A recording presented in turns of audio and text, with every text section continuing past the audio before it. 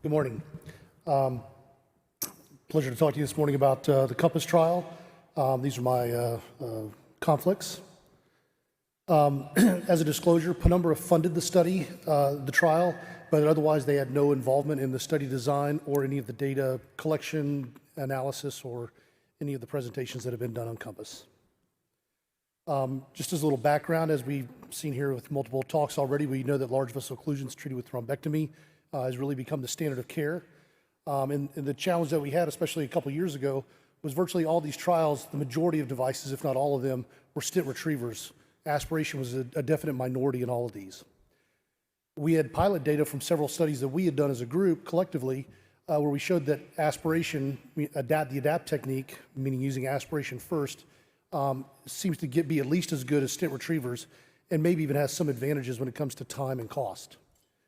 So we decided to put together a randomized trial to evaluate whether patients with acute ischemic stroke treated within 6 hours did not have an inferior clinical outcome to those treated with a stent retriever first approach.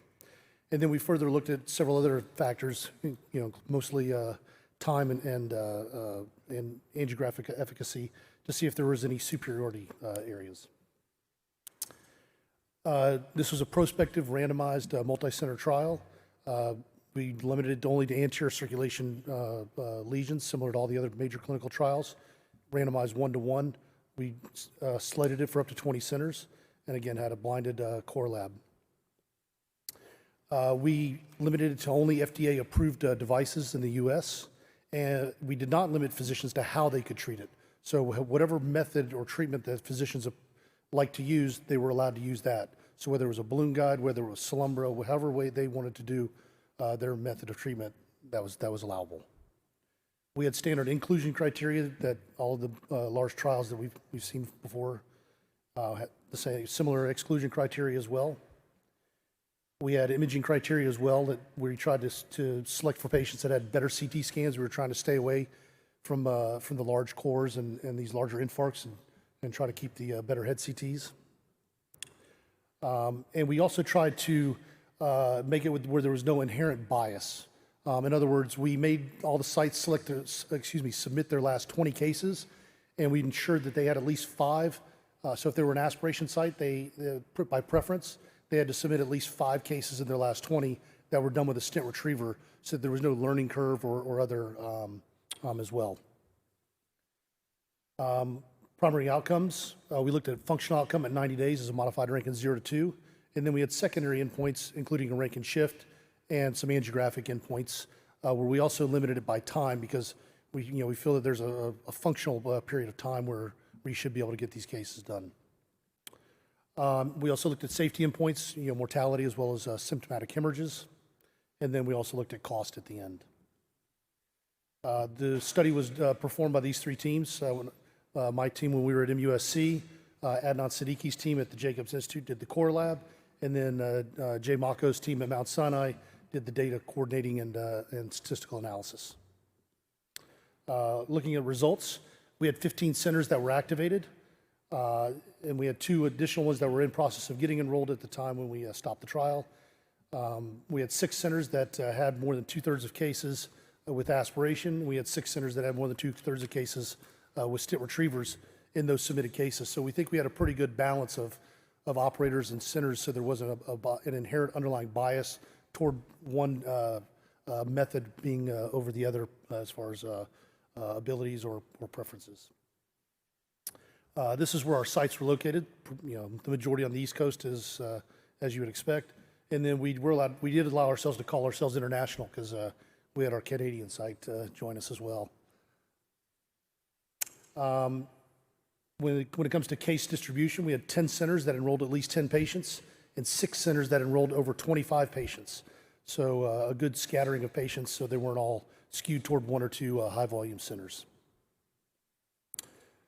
We randomized patients pretty evenly between the 2, and we had very minimal loss to follow-up. Looking at baseline characteristics, you can see there were no significant differences between the ADAPT arm or the stent retriever first arm when it comes to any of the baseline features. Looking at presenting stroke severity, looking at baseline aspects, again, very similar between the 2 groups. as well as laterality. Looking at lesion location, M1 occlusions were, as you would expect, the majority of the cases, and again, pretty evenly distributed in other locations, including the carotid.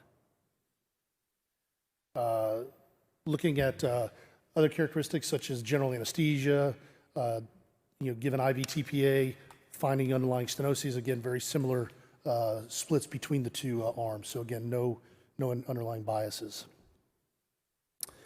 Looking at procedure variables, one thing that was at least striking for me was there was a large number of balloon guide catheters used, even in the ADAPT arm. So that was interesting, but obviously seems to work very well. And the distal aspiration used during stent retriever was very high in the stent retriever first arm, which infers that the majority of cases done with the stent retriever were done with a Solumbra type of fashion, where they had the aspiration catheter up with the stent retriever and kind of using that belt and suspenders philosophy.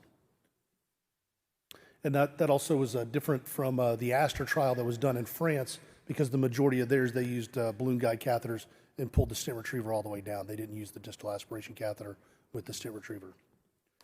Looking at our primary endpoint, here we clearly show that there is no appreciable difference between ADAPT versus stent retriever as a functional outcome. And also looking at our modified rank and shift, again, no appreciable difference in either functional outcomes or in mortality. We did find a notable difference between the reperfusion times, 22 minutes on average in the ADAPT arm versus 33 minutes in the stent retriever arm. Although this did not hit our note for significance based on our pre-specified numbers. Looking at our angiographic outcomes, I think we did pretty well overall, just over 50% first pass, 37% with aspiration on TICI-3 at the end versus 28% with stent retriever. And overall, the ability to achieve TICI-2B at the end of the surgery was, overall around 90%. So I think overall, all the centers did a very good job with the ability to reperfuse. All-cause mortality or any of the symptomatic hemorrhages were, again, not appreciably different between the two arms. Where we did see a notable difference, though, was cost.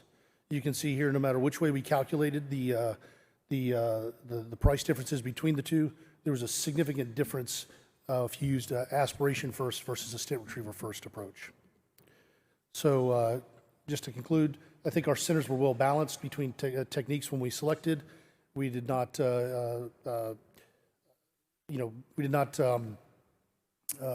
we used all the devices that were used in the trial are still current devices that are used today. So I think it is very meaningful in how we approach stroke cases. Balloon guide catheters were used a good bit, and clearly significantly lower in cost. And this also was published earlier this year in Lancet, and also the American Heart. It's in their new guidelines now with level 1 evidence for aspiration as a technique. So I'd like to thank all the centers that participated. Thank you for your time.